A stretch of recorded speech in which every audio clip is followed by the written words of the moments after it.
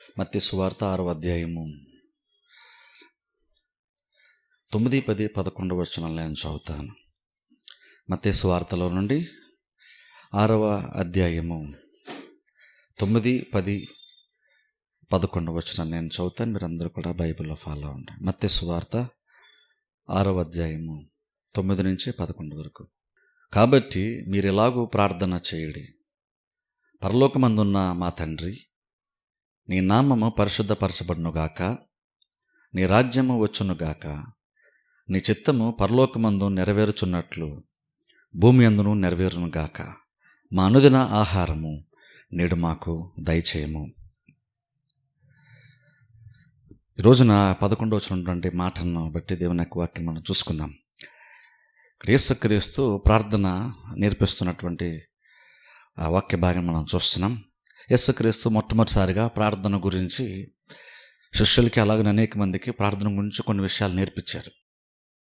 ముఖ్యంగా ఇక్కడ మీరు ఇలాగున్న ప్రార్థన చేయండి అని యేసుక్రీస్తు అన్నారు. ఇలాగునంటే అర్థం ఏంటంటే ఈ విషయాలన్నీ కూడా మీ ప్రార్థనలో ఉండేటట్టుగా మీరు జాగ్రత్తగా చూసుకోండి అని అర్థం.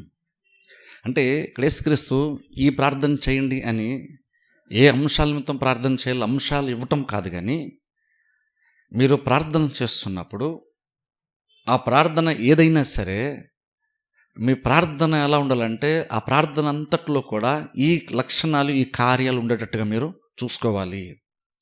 అంటే ఒక రకంగా చెప్పాలంటే తర్వాత యేసుక్రీస్తు చాలా విషయాలు ప్రార్థన గురించి బోధించారు.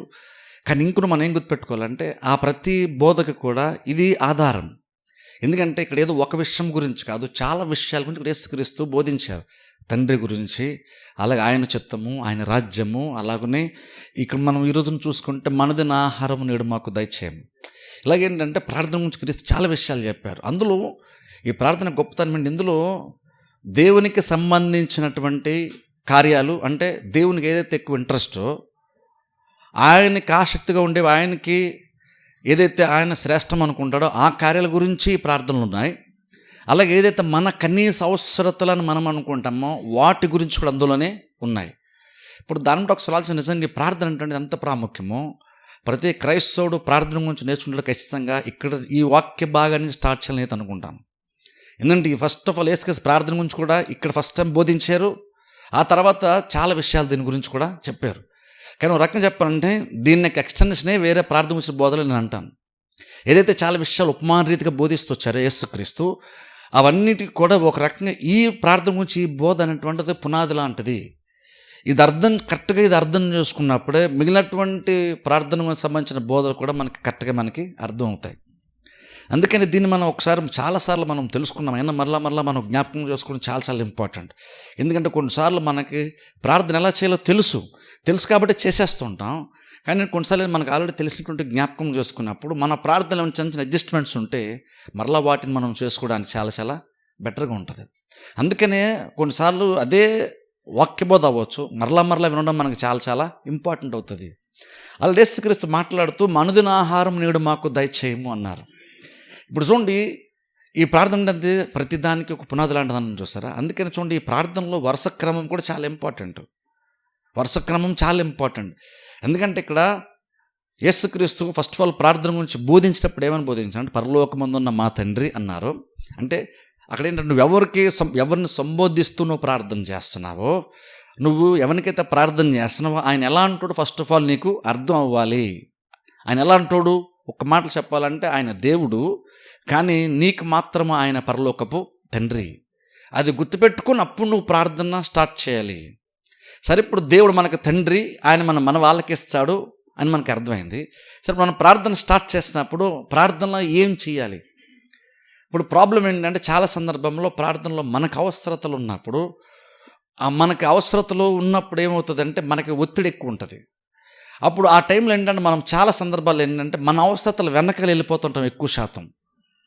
అందుకే ఇక్కడ యేసుక్రీస్తు ప్రార్థన గురించి చెప్పేటప్పుడు కూడా మీరు పరలోకపు తండ్రి విషయం మీరు అర్థం చేసుకోండి.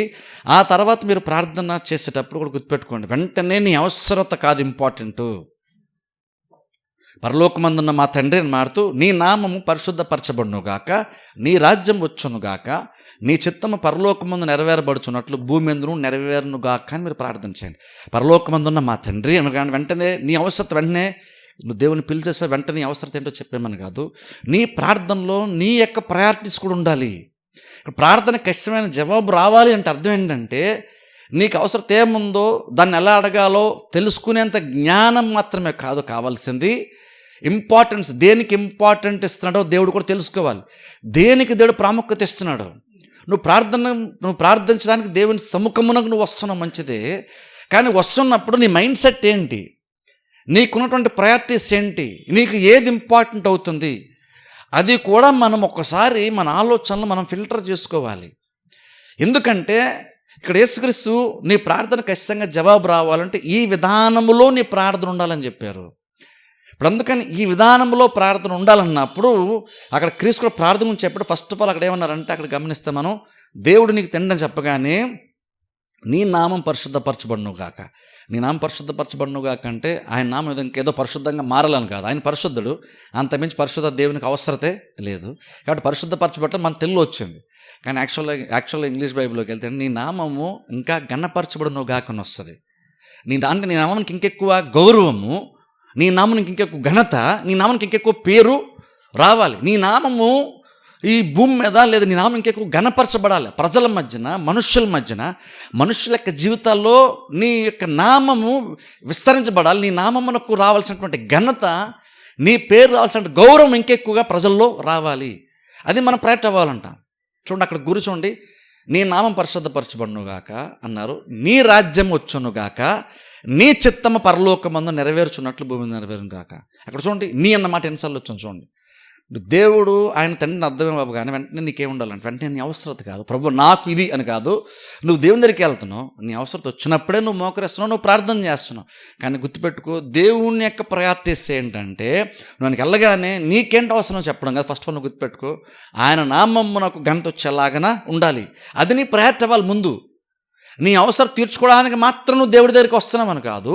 నీ ఇంట్రెస్ట్ ఏమవ్వాలంటే, ప్రభు నాకు అవసరం ఉంది, అవసరపట్టే నేను వస్తున్నాను, కానీ ఇంక నాకు ఏది ముఖ్యమో తెలుసా, నా ప్రార్థనలో నాకు ఏది ముఖ్యమంటే, నా అవసరత కంటే నాకు ఇంకా ముఖ్యమైనటువంటివి కొన్ని అదేంటంటే, నీకు ఎక్కువ పేరు రావాలి, నీ నామమునకు ఘనత రావాలి, నీ రాజ్యము వచ్చును కాకంటే నీ ఏలుబడి, నీ అధికారము ఈ భూమి మీద ఇంకా ఎక్కువగా జరగాలి, నీ చిత్తం పరలోకమందు నెరవేర్చున్నట్లు భూమి మీద కూడా జరగాలి. అంతా నీ నామము, నీ రాజ్యము, నీ చిత్తము. ఫస్ట్ ఆఫ్ ఆల్ అంటే మన ఫోకస్ కూడా ఏమవ్వాలి, ప్రార్థనకి ఖచ్చితంగా జవాబు రావాలంటే మనం చేసే ఏ ప్రార్థన అయినా సరే ఏముండాలి అంటే, ప్రార్థనలో దేవునికి ఇంట్రెస్ట్ మనకి ఎక్కువ అవ్వాలి. అంటే దేవుడు ఏదైతే శ్రేష్టమైంది అంటున్నాడో, దేవుడు ఏదైతే నాకు ఇది ప్రాముఖ్యమని దేవుడు చెప్పుకున్నాడో మనతో, అదే మనకు కూడా ఇంపార్టెంట్ అవ్వాలి. ఇప్పుడు అన్నీ మనకేమనిపిస్తుంది అంటే, మనకు అవసరం మనం ప్రార్థన చేస్తున్నాం. ఇప్పుడు మనకు అవసరం ప్రార్థన చేసేటప్పుడు కూడా దేవునికి ఏది ఇంపార్టెంటో దాని గురించి మాట్లాడడం ఏంటి కొన్నిసార్లు మనకు అనిపిస్తుంది. అంటే ఎలా ఉంటుందంటే, కొన్నిసార్లు చూడండి, ఎవరికైనా ఏదైనా అవసరం ఉండి వాళ్ళు మన మీద డిపెండ్ అయ్యి మన దగ్గరికి వస్తుందని తెలిస్తే, కొన్నిసార్లు మనం ఏంటంటే వెంటనే చేయకుండా మనం వాళ్ళని తిప్పించుకుంటూ, లేదా మనకి ఇంట్రెస్ట్ వాళ్ళ మీద వృద్ధి ఏంటంటో చేసి ఆ తర్వాతే వాళ్ళకి సహాయం చేద్దాం. కొన్నిసార్లు అది మనుషులు స్వార్థంగా కొన్నిసార్లు ఆలోచిస్తారు, తిప్పించుకొని రకరకాల వాళ్ళు అనుకున్నట్టుగా ప్రతిదీ జరిగించుకున్న తర్వాత అప్పుడు కొన్ని సహాయం చేస్తారు కొంత. దేవుడు అలా కాదు. ఇక్కడ దేవుడు యాక్చువల్ అలా అనుకోకండి. దేవుడు నువ్వు నీ అవసరం బట్టి ఆయన దగ్గరికి వెళ్ళవు కాబట్టి ఇప్పుడు అంతా ఎంతసేపు ఆయన నామం గురించి, ఆయన రాజ్యం గురించి, ఆయన చిత్తం గురించి ఆలోచిస్తున్నాడు అని కాదు. మనం ఏం చెప్పి దేవుడికి ఎప్పుడు ఫస్ట్ ఆఫ్ ఆల్ అది ఇంపార్టెంట్ అవుతుంది. అందుకే మనకు కూడా ఇంపార్టెంట్ అవ్వాలి. ఇప్పుడు అలాగని దేవుడు మన అవసరం మాట్లాడలేదా అంటే ఒక్కసారి ఆలోచించండి. నిజంగా దేవుడు తన నామం గురించి, తన రాజ్యం గురించి, తన చిత్తం గురించి మాట్లాడే వెంటనే ఏం మాట్లాడుతాడు తెలుసా? మా అనుదిన ఆహారం నేడు మాకు దయచేయి. వెంటనే నీ కనీస అవసరం వెంటనే దేవుడు మాట్లాడుతున్నాడు. దాన్ని బట్టి ఆలోచించండి. దేవునికి సంబంధించి ఆయన రాజ్యము, ఆయన నామము, ఘనత, ఆయన చిత్తం ఇదంతా అవగా నెక్స్ట్ వెంటనే దేవునికి ఏది ఇంపార్టెంట్ అయ్యిందని అడిగితే నీ కనీస అవసరత దేవుడికి ఇంపార్టెంట్ అయ్యింది. అనుకుంటే అసలు అది ఫస్ట్లో లేదనుకుంటాం. నంటను దేని తర్వాత ఆ పాయింట్ పెట్టాడు దేవుడు. అనుకు నిజంగా అనిపిస్తుంది. దేవుడు తన రాజ్యము, తన చిత్తం గురించి మాట్లాడే వెంటనే ఇంకా చాలా చెప్పి లాస్ట్లో ఎక్కడ మనదిన ఆహారం గురించి లాస్ట్లో ప్రార్థన చేయి. ఎందుకంటే మనుషులు కేవలం రొట్టె వల్ల మాత్రమే కాదు అనొచ్చు యేసుక్రీస్తు కావాలంటే. కానీ అలా అనలేదు ఆయన. అంటే ఏం చెప్తున్నానంటే మన ప్రార్థన ఎలా ఉండాలి, ఈ ప్రార్థన అంటే మన ఆలోచన విధానాన్ని మార్చాలి. ప్రార్థన చేసే విధానాన్ని మనం ప్రార్థన చేయడానికి దేవుడి దగ్గరికి వెళ్తున్నప్పుడు మన ఆలోచన అది ఆటోమేటిక్గా మార్చేయాలి. ఎలా మార్చాలంటే నేను వెళ్తున్నాను కానీ ఫస్ట్ ఆఫ్ ఆల్ నాకు అంతా కూడా నాకేదో అవసరం తీరాలి, నాకు పేరు రావాలనగా ఫస్ట్ ఆఫ్ ఆల్ దేవునికి నామం మనకు ఘనత కలగాలి. నేను అనుకుంది జరగాలని కాదు, దేవుడు అనుకుంది జరగాలి. ప్రతిదీ నా కంట్రోల్ రావడం కాదు, ప్రతిదీ దేవుని కంట్రోల్లోనికి వెళ్ళాలి. అది ఫస్ట్ ఆఫ్ ఆల్ మనం ప్రయత్నం అవ్వాలంట. ఆ తర్వాత వెంటనే క్రీస్తు ఏం బోధించాడు, వెంటనే ఇప్పుడు మీకోసం మీరు ప్రార్థన చేసుకోండి. ఇప్పుడు మీకోసం కూడా అక్కడ ఏమన్నా వెంటనే మా అనుదిన ఆహారము నేడు మాకు దయచేయి. ఇప్పుడు నిజంగా చూడండి ఎంత ఇంపార్టెన్స్ ఆలోచించండి.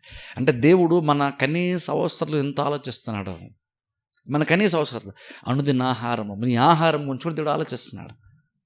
ఒకసారి ఆలోచన నిజంగా దేవుని యొక్క గొప్పతనము, దేవుని యొక్క మంచితనం ఎలాంటిదంటే దేవునికి మనకు సంబంధించిన ఏ అవసరత కూడా అది మరీ చిన్నది కాబట్టి దానికోసం నువ్వు చెయ్యొద్దు, అదంత ఇంపార్టెంట్ కాదు అనేంత చిన్నది ఏది కాదు. అలాగని నువ్వు అంత పెద్దది నువ్వు నన్ను అడగొద్దు నేను నీకు ఇవ్వను అనేంత పెద్దది కూడా దేవునికి అంటూ ఏది లేదు. దేవునికి అన్ని సమానమే. మనకి కొన్ని పెద్దవి కొన్ని చిన్నవి అని మనకు ఉంటాయి, కానీ దేవునికి అదేముండదు. దేవునికి నువ్వు దీనికోసం ప్రార్థన చేయొద్దు, ఇది చాలా చిన్న విషయం అనేంత చిన్నది దేవుని దృష్టిలో ఏదీ లేదు. అలాగే నువ్వు చాలా పెద్ద అడిగేస్తున్నావు కాబట్టి అది కొంచెం తగ్గించుకో అనేంత దేవునికి అంత గొప్పదంటూ కూడా దేవునికి ఏది లేదు. అంటే అర్థం ఏంటంటే దేవునికి ప్రతిదీ కూడా ఒక సహజమైనటువంటి కార్యమే. ఎందుకంటే ఆయనకి అంత సామర్థ్యము ఉంది, ఆయనకి అంత కెపాసిటీ ఉంది. అందుకని దేవునికి చిన్న అవసరత పెద్ద అవసరత ఉండదు, కాకపోతే ముఖ్యత్వం ఉంటుంది. చిన్నది పెద్ద అని ఉండదు కానీ ముఖ్యత్వం ఖచ్చితంగా ఉంటుంది. ఆ ముఖ్యత్వంలో తన గురించి తన రాజ్యం గురించి మాట్లాడిన తర్వాత మనదిన ఆహారం నేడు మాకు దయచేయండి మీరు ప్రార్థన చేయండి. ఇప్పుడు నిజంగా ఎంత కూడా ఒకసారి ఆలోచించండి. దేవుడు మన అనుదిన అవసరతల గురించి ఎంత ఆలోచిస్తున్నాడో ఒకసారి ఆలోచించండి. ఇంక వేరే ఏదో కాదు, నీ అనుదిన ఆహారం గురించి కూడా నువ్వు దేవుణ్ణి అడుగు అంటున్నాడు. ఇప్పుడు చూడండి, దాన్ని కూడా ఇది చాలా చిన్నదని మనకి అనిపిస్తుంది, కానీ దేవుడు అన్నాడు నువ్వు దాన్ని కూడా నువ్వు అడిగితే నేను నీకు ఇస్తాను అంటున్నాడు దేవుడు.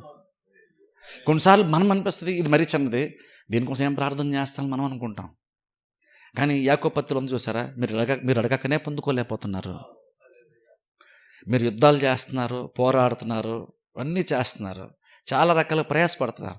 కానీ యాకోబు అన్నాడు మీరు దేవుణ్ణి అడగకపోవడాన్ని బట్టి మాత్రమే మీరు పొందుకోలేకపోతున్నారు అన్నాడు. ఒకసారి నిజం ఆ మాట యొక్క తీవ్రత ఒకసారి ఆలోచించండి. యాకోబు అంటున్నాడు మీరు ఆశిస్తున్నారు, మీ ఆశ చాలా బలంగా ఉంది, నాకు ఈ అవసరం తీరితే బాగున్న ఆశ మీకు చాలా బలంగా ఉంది. ఓకే, మంచిదే, ఓకే. కానీ నువ్వు ఆశపడుతున్నావు, దాన్ని తీసుకోవడానికి నువ్వు యుద్ధం చేస్తున్నావు, నువ్వు ఫైట్ చేస్తున్నావు, నువ్వు పోరాడుతున్నావు, కానీ ఇంక నువ్వు నీకు దొరకట్లేదు. చూడండి, ఈ మాట ప్రతి క్రిస్టియన్ తెలుసుకోవాలి. నువ్వు ఆశపడుతున్నావు, నువ్వు ఆశపడవు కాబట్టి బలంగా ఆశపడ్డా కానీ దొరికేస్తుందని కాదు, నువ్వు యుద్ధం చేసావు కాబట్టి నీకు దొరికేస్తుందని కాదు, లేదా నువ్వు ఇంకేదో చేస్తున్నావు కాబట్టి దొరికేస్తుందని కాదు.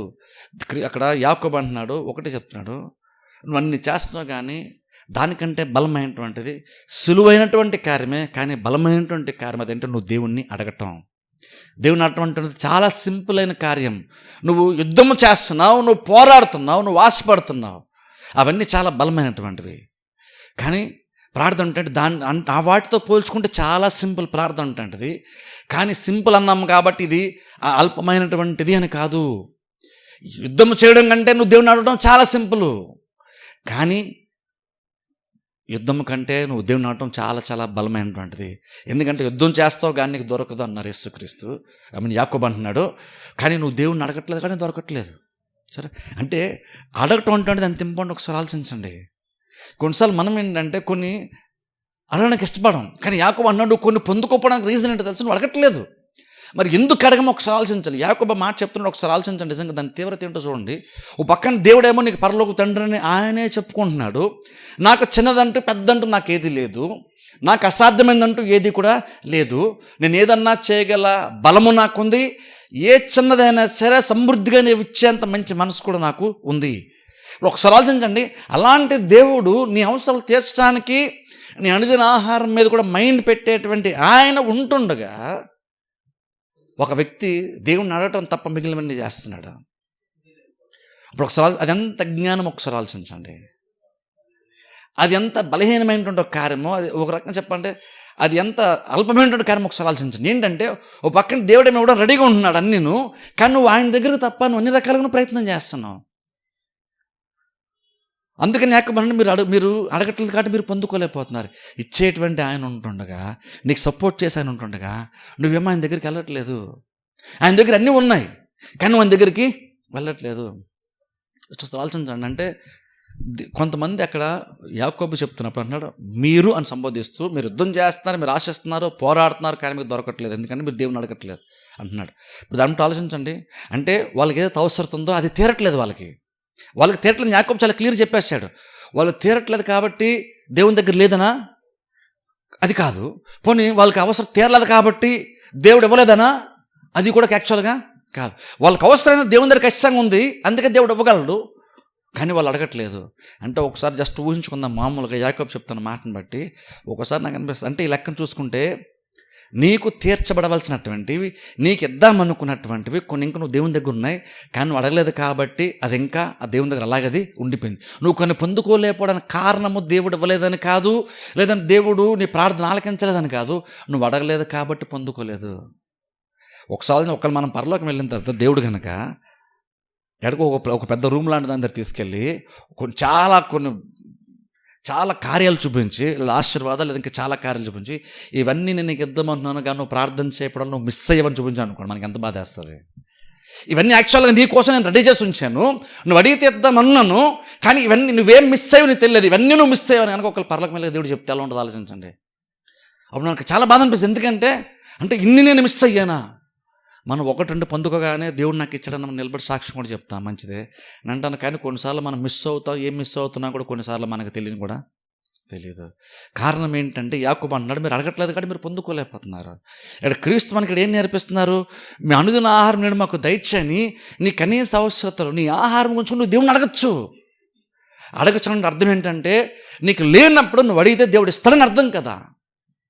నీకు లేదు, నువ్వు బాధపడుతున్నావు, సఫర్ అవుతున్నావు, కానీ దేవుడు ఏమన్నా తెలుసా? యేసు అన్నారు, నువ్వు అడిగితే నేను నీకు ఇచ్చేస్తాను కదా. ఈవెన్ ఆహారం సైతము నువ్వు అడిగితే నేను పోషిస్తాను అంటున్నాడు దేవుడు. నువ్వు అడిగితే నేను నీకు ఇస్తాను.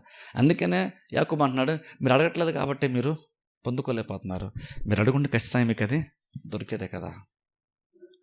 అందుకంటే చూడండి, మనము అంటే దేవుని అడగటం అటువంటి కార్యం ఏదవుతుంది, ఇది ఎంత ఇంపార్టెంట్ ఆలోచించండి.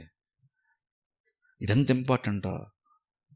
మనం ఎలా ఉండాలంటే, మనం అడగకపోతే దేవుడు మనకి ఏదో కూడా కాబట్టి, బహుశా నేను కొన్ని మిస్ అయిపోతున్నానేమో, అలా మిస్ అయిపోవడానికి కారణం కేవలం నేను అడగకపోవడాన్ని బట్టినే నాకు కొన్ని రావట్లేదు, నేను పొందుకోలేకపోతాను.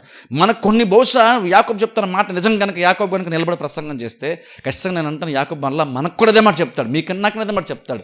కొన్ని మీకు లేదు, మీరు బాధపడుతున్నారు. అలా బాధపడుతూ కొన్నిసార్లు మీరు ఏమనుకుంటున్నారంటే అది బహుశా అది చాలా పెద్దది, అది దేవుడు తీర్చడానికి మీరు అనుకుంటున్నారు, లేదంటే అది చాలా చిన్నది, అది దేవుని అడిగితే బాగోదేమో అని మీరు అనుకుంటున్నారు, లేదా ఎందుకో అది తీరలేదు అనుకుంటున్నారు, లేదా నేను ప్రార్థన చేసిన దేవుడు ఎందుకో ఇవ్వలేదని మీరు అనుకుంటున్నారు. కానీ యాకోబు నిలబడతా ఖచ్చితంగా ఏమంటాడు తెలుసా? మీరు అడగలేదు కాబట్టి మీకు అది దొరకలేదు. నీ దగ్గర లేకపోవడానికి కారణం వేరే ఏం కాదు, ఒకటే, నువ్వే కారణం. నువ్వు అడగలేదు కాబట్టి నీకు అది దొరకలేదు.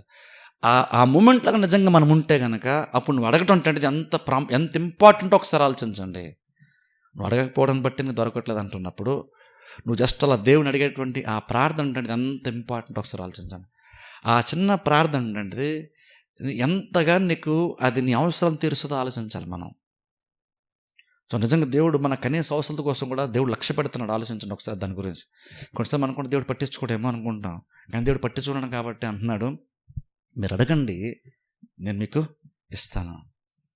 అందుకే యేసుక్రీస్తు చూసారు. ఇక్కడ మనం కొంచెం జస్ట్ ఒక పేజ్ తిప్పాం అనుకుంటే అక్కడ చూడండి 7వ అధ్యాయంలోనే అక్కడ 7వ అధ్యాయం 10వ వచనం మనం చూస్తే చూడండి, మీలో ఏ మనుషుడైనా తన కుమారుడు తన రొట్టెను అడిగినడలా వానికి రాతినిచ్చిన, చేపను అడిగినడలా పామునిచ్చున, మీరు చెడ్డవారయ్యుండి మీ పిల్లలకు మంచి ఎరిగి ఉండగా మీ పరలోకపు తండ్రి గమనించిన తన్ను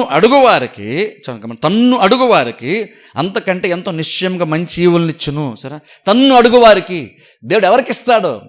నువ్వు ఆశించగారు నీకు ఇస్తాను కాదు, ఏదో రకంగా దేవుడు నాకు తీర్చేస్తే బాగున్నాను నువ్వు ఆశపడ్డావు కాబట్టి నీకు రాదు. తన్ను అడుగు వారికి దేవుడు ఇస్తాడు. చూడండి, అప్పుడు చూడండి అడగటం ఎంత ఇంపార్టెంటో. దేవుడు ఎవరికి ఇస్తాడు? నువ్వు మంచోడు కాబట్టి దేవుడు నీకు ఇస్తాడని కాదు, లేదా నీకు ఇద్దామని దేవుడు అనుకున్నాడు కాబట్టి నీకు వచ్చేస్తుందని కాదు. ఇక్కడ స్వయంగా యేసుక్రీస్తు అంటున్నారు, తన్ను అడుగు వారికైనా ఇస్తాడు. అది ఎన్నిసార్లు అడగండి అన్న మాట ఉందో, అడిగిన వారికి అన్న మాట ఉందో ఆలోచించండి. అంటే నీ ప్రార్థన అంటున్నది నీ అవసరం తీరడానికి నువ్వు చేసే ప్రార్థన ఎంత ఇంపార్టెంటు. అడుగు వారికే దేవుడు ఇస్తాడు. ఆశించిన వారికి ఇస్తాడని లేదు, కష్టపడే వాళ్ళకి ఇస్తాడని లేదు. తన్ను అడుగు వారికి ఆయన దయచేస్తాడు. అంటే అడగకపోతానండి అంటే దయచేసే మనసు ఇంకా ఆయనకు ఉంది, కానీ అడగలేదు కాబట్టి నీకు అది దొరకదు. అదే ఇక్కడ ఇదే మాటను ఒక రకంగా యాకోబు చెప్తాడు, మీరు అడగలేదు కాబట్టి మీకు రాలేదు అంటున్నాడు. యేసుక్రీస్తు ఏమో తను అడుగు వారికి ఇస్తాడు కదా. ఇంకో రకంగా చెప్పండి, మీరు అడిగితేనే కదా ఆయన మీకు ఇస్తాడు అంటున్నారు యేసుక్రీస్తు కూడా. అడగకపోతే ఆయన కూడా మీకు ఇవ్వలేడు. అప్పుడు మన కనీస అవసరం అటువంటిది ఎంత ఇంపార్టెంట్ దేవుని ఒకసారి ఆలోచించండి. కొన్నిసార్లు ఏంటంటే మనం ప్రార్థన చెయ్యం, కానీ మనం దేవుడు అంటున్నాడు నువ్వు అడిగితే నేను నీకు ఇస్తాను అంటే అక్కడ అనుదిన ఆహారం గురించి అంటే నీకు నిజంగా చెప్తాను చూడండి, వాక్యాన్ని బట్టి మనకు ఆహారం లేకపోయినా నువ్వు దేవుని ఆహారం గురించి అడిగితే దేవుడు నేను పోషిస్తాడంట. దేవుడు మనల్ని పోషిస్తాడు. మన పోషణ వల్ల మనకు కనీస ఆహారం కూడా నీకు లేనప్పుడు నువ్వు దేవుడిని అడిగితే దేవుడు అది కూడా నీకు ఇస్తాను దేవుడు ఇక్కడ చెప్తున్నాడు. అంటే మనం కొన్నిసార్లు ఏంటంటే దానికోసం ఏం ప్రార్థన చేస్తాం అనుకుంటాం, కానీ నువ్వు దానికోసం అడిగినా సరే నీకు అవసరమైన భోజనాన్ని కూడా దేవుడు, నువ్వు అడిగిన కారణాన్ని బట్టి దేవుడు నీకు భోజనాన్ని కూడా సిద్ధపరుస్తాను బైబిల్లో ఉంది. అడిగితే ఇస్తాడు. పలకని చూడండి, ఇప్పుడు మనం కరెక్ట్గా అర్థం చేసుకోవాలి. ఇప్పుడు అడిగితే నీకు ఇస్తాను కాబట్టి మనం పని చేసుకోవాల్సిన అవసరం లేదా, మనం విశ్వాసించాల్సిన అవసరం లేదా, నువ్వు కష్టపడాల్సిన అవసరం లేదా? ఖచ్చితంగా కష్టపడాలి. ఎందుకంటే క్రియలు లేని విశ్వాసము మృతము. అందుకనే పౌలు అంటాడు తెస్సలోని పత్రికలో, ఎవరైనా కనుక పని చేయనొల్లని ఎడలా వాడు భోజనం కూడా చేయకూడదు.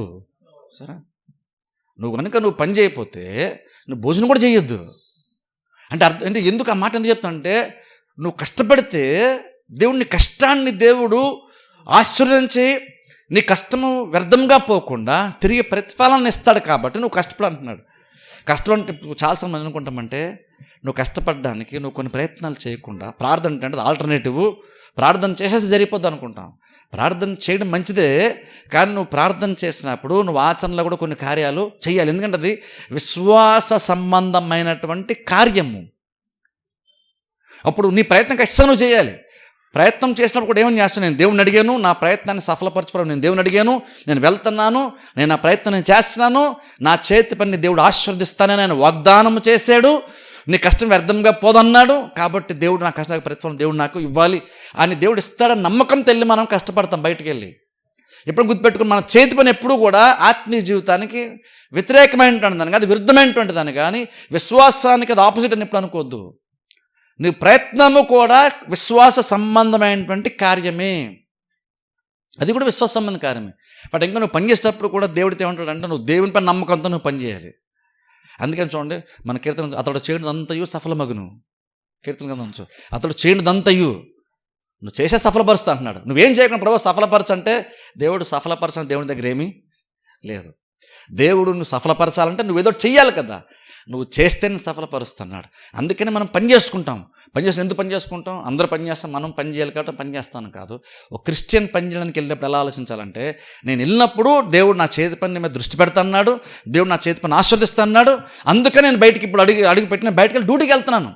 డ్యూటీకి ఎందుకు వెళ్తానంటే కష్టపడకపోతే మనకి జీతం రాదు కాబట్టి అని కాదు, అది వాస్తవమైనా సరే నువ్వు ఇంకుని వెళ్ళేది ఎందుకు వెళ్తున్నావు అంటే, ఎవడు పై అధికారి అడుగుతాడు కాబట్టి నువ్వు పని చేస్తే వాడు చూస్తాడు, నువ్వు పని చేస్తే వాడు చూస్తే వాడు అర్థం చేసుకుంటే వాడు జీతం ఇస్తాడని కాదు మనం వెళ్ళేది. మన పై అధికారిని గౌరవిస్తాం, కానీ ఇంకా నేను గుర్తుపెట్టుకుంటాం దేవుడు నాకంటూ ఒక ఉద్యోగాన్ని, ఒక చేతి పని దేవుడు నాకు ఇచ్చాడు, ఆ పని నేను శ్రేష్టంగా, ఆ పని నేను బెటర్గా, ఆ పనిని నమ్మకంగా నేను శ్రేష్టంగా నేను చేసినప్పుడు దేవుడు చూస్తున్నాడు, దాని తగ్గ ప్రతిఫలం దేవుడు నాకు ఇస్తాడు అని మనం డ్యూటీకి వెళ్ళేటప్పుడు కూడా మనం దేవుడి మీద నమ్మకంతో వెళ్తాం డ్యూటీకి. దాన్ని బట్టి మనం కష్టపడతాం, దాన్ని బట్టి మనం ప్రయత్నం చేస్తాం, దాన్ని బట్టి కొన్ని కార్యాలు మనం నేర్చుకుంటాం. ఇవన్నీ ఎందుకంటే దేవుడు అల్టిమేట్ నా చేతి పని ఆస్వాదిస్తున్నాడు అని. కాబట్టి ఏదో మీరు ఆహారం కోసం ప్రార్థించండి అంటే నువ్వు అన్నీ డ్యూటీలు గిట్ల అన్నీ మానేసి ఇంటి కోసం ప్రార్థన చేసి దేవుడు ఇచ్చేస్తాడని అలా కాదు.